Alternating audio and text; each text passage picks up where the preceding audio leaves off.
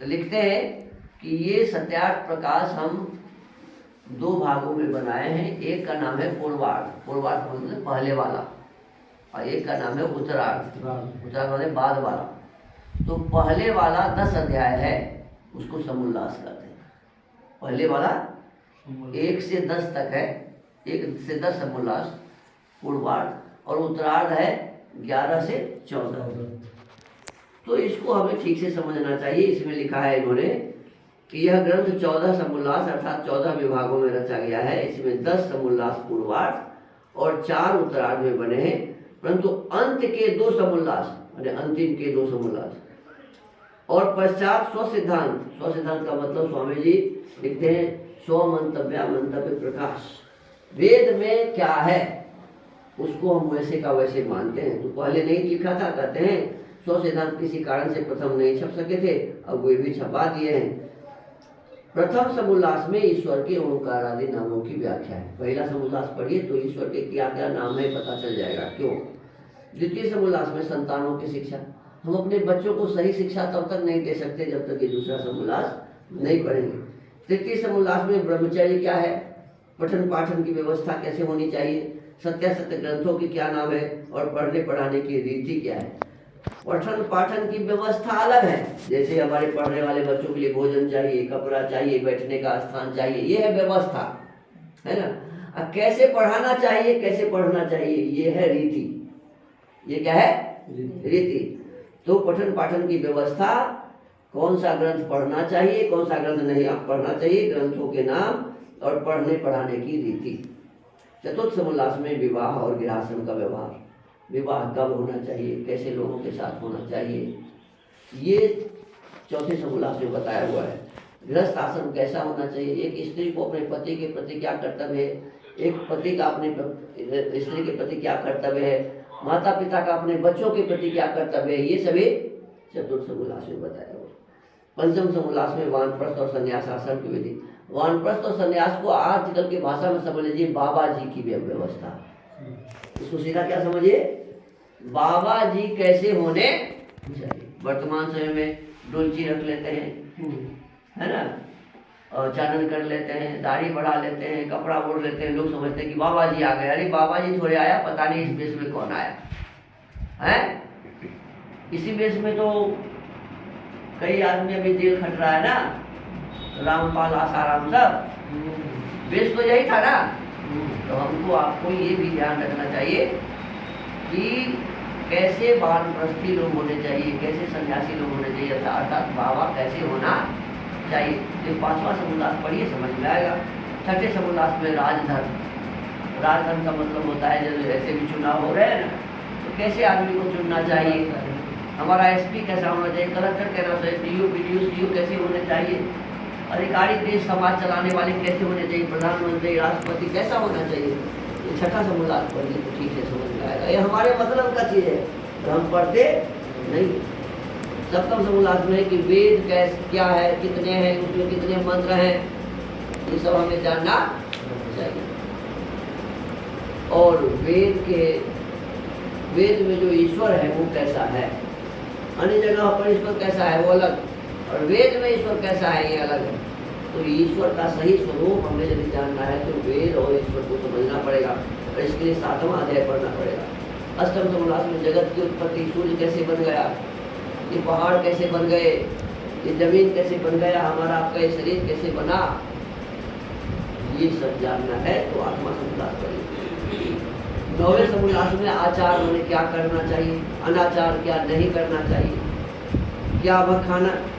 9वें समोल्लास में विद्या क्या है, अविद्या क्या है, ऐसा विद्या क्या है और अविद्या क्या है, बंधन क्या है और मोक्ष क्या है, ये है 9वां में। 10वां में है आचार क्या है, माने क्या करना चाहिए क्या नहीं करना चाहिए, अनाचार, और भक्ष्यावक माने क्या खाना चाहिए और क्या नहीं खाना चाहिए, ये 10वें समोल्लास में।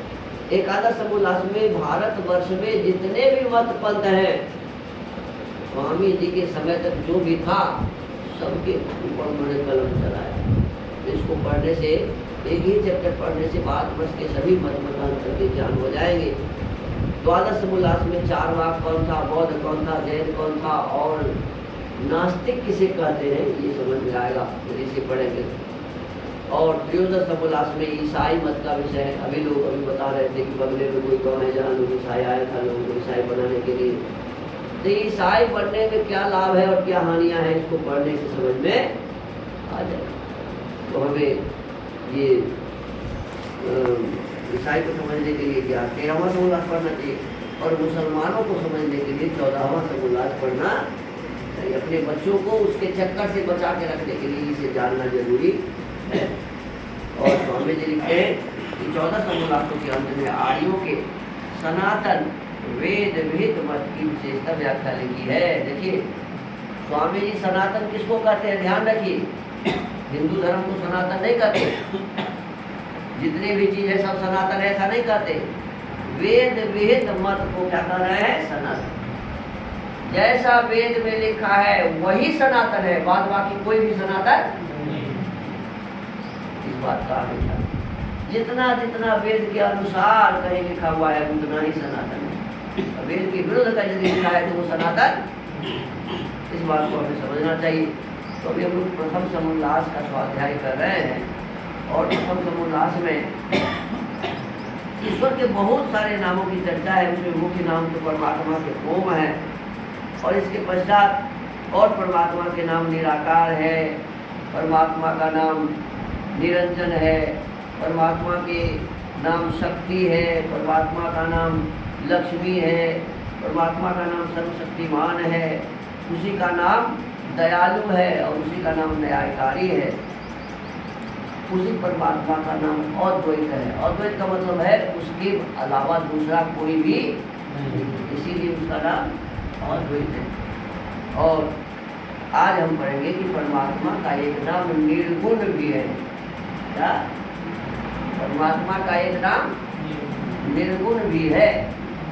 कैसे? कहते गुणयन्ते ये ते गुणा वा ये गणयन्ति ते गुणा यो गुणेभ्यो निर्गतः स निर्गुण ईश्वरः।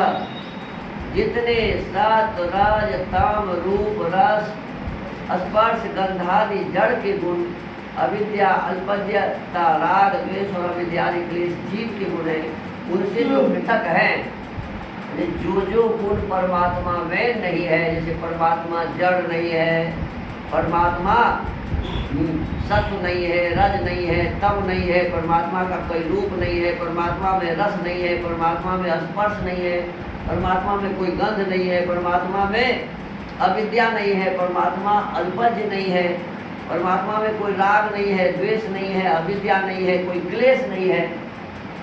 इसीलिए परमात्मा क्या है, इन गुणों से रहित होने से परमात्मा को निर्गुण कहते हैं। जो गुण परमात्मा में नहीं है, उस गुण को नहीं होने के कारण ईश्वर को क्या कहते हैं, निर्गुण। और आगे अब होगा कि परमात्मा का नाम सगुण भी है ना। हम एक ही नाम एक गुण पढ़ते हैं प्रतिदिन। हमारा नियम है कि उसका पाठ नियम से करते हैं, इसका याद हो जाता है। जब जो आदमी इसको सब दिन पढ़ेगा तो याद हो जाएगा। इसका पाठ सब दिन करने से सारे सत्यार्थ प्रकाश में क्या लिखा है पता चल जाता है। सब दिन पाठ करिए, और आगे कम से कम परमात्मा के नाम को तो पढ़िए, एक दो पेज पढ़ना चाहिए। तो आइए इससे संबंधित है सगुण, इसको भी पढ़ लेते हैं। यो गुणै सह वर्तते सगुना, जो सबका ज्ञान, सर्व सुख, पवित्रता, अनंत बलादि गुणों से युक्त है, इसलिए परमेश्वर का नाम सगुण है। अब परमात्मा से बढ़ के शक्ति किसी के पास नहीं है, परमात्मा से बढ़ के किसी के पास बल नहीं है, तो बल और शक्ति भी तो गुण ही है ना। तो ये गुण परमात्मा में है। परमात्मा सबसे अधिक पवित्र है, परमात्मा से अधिक पवित्र संसार में कोई भी नहीं है, इसीलिए परमात्मा सगुण है। तो जिस गुण से परमात्मा युक्त है, इस गुण के कारण उन्हें कहते हैं सगुण। और जो गुण परमात्मा में नहीं है, इस कारण परमात्मा को कहते हैं निर्गुण। सगुण और निर्गुण ऐसे समझना चाहिए। कबीरपंथी सब सगुण और निर्गुण किसको कहते हैं, रूप वाले को। जिसका रूप है वो सगुण, जिसका रूप नहीं है वो निर्गुण, ऐसा कहता है। लेकिन गुण अलग चीज है और रूप अलग चीज है ना। तो हमें ऐसा नहीं समझना चाहिए, हमें सगुण और निर्गुण ऐसे समझना चाहिए। जो गुण में है इसलिए वो सगुण, जो गुण उसमें नहीं है इसलिए वो निर्गुण। तो